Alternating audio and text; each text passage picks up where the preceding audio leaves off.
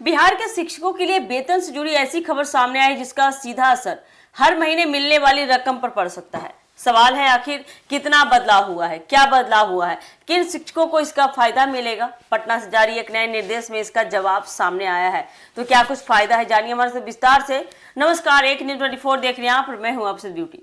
बिहार के शिक्षकों के लिए आवास भत्ता यानी कि एचआरए को लेकर बड़ी जानकारी सामने आई है। पटना जिले में अलग अलग शहरी क्षेत्रों में पदस्थापित शिक्षकों के लिए एचआरए की दर निर्धारित श्रेणी के अनुसार तय की गई है। इस संबंध में जिला कार्यक्रम पदाधिकारी यानी कि डीपीओ स्थापना पटना की ओर से निर्देश जारी कर दिया गया है। अब सबसे पहले बात करते हैं पटना नगर निगम क्षेत्र की।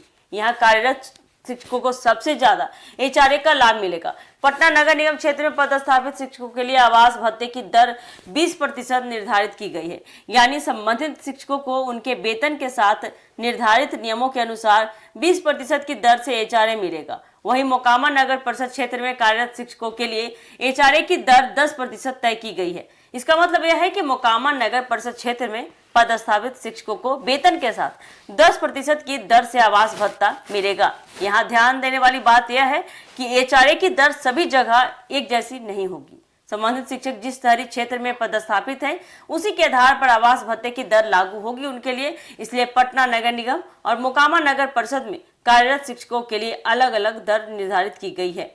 इस फैसले का सीधा संबंध शिक्षकों को मिलने वाले मासिक वेतन से है। एचआरए वेतन का एक महत्वपूर्ण हिस्सा होता है, इसलिए इसकी दर में बदलाव होने पर शिक्षकों की कुल मासिक आय पर भी असर पड़ सकता है। हालांकि बताते चले, किसी शिक्षक को वास्तविक रूप से कितनी अतिरिक्त राशि मिलेगी यह उनके वेतन और लागू नियमों पर निर्भर करेगा।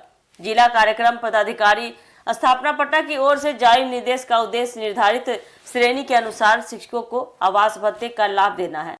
ऐसे में पटना जिले के अलग अलग शहरी क्षेत्रों में तैनात शिक्षकों के लिए यह जानकारी काफी महत्वपूर्ण है। अब सबसे बड़ा सवाल खड़ा होता है, सबसे बड़ा सवाल यही है कि आप जिस क्षेत्र में पदस्थापित है वहां एचआरए की दर कितनी लागू हुई। पटना नगर निगम क्षेत्र के शिक्षकों के लिए 20% और मोकामा नगर परिषद क्षेत्र के शिक्षकों के लिए 10% की दर सामने आई है। यानी बिहार के शिक्षकों के लिए यह बदलाव सिर्फ एक कागजी आदेश नहीं है, बल्कि इसका असर उनके वेतन से जुड़े लाभ पर पड़ सकता है। अब शिक्षकों की नजर इस बात पर होगी कि संशोधित एचआरए का लाभ वेतन में किस तरह और कब से दिखाई देता है। तो ये थी अब तक की अपडेट शिक्षकों के लिए जिनको एचआरए मिलने वाला है, भत्ता मिलने वाला है। तो फिलहाल के लिए दीजिएगा इजाजत। धन्यवाद।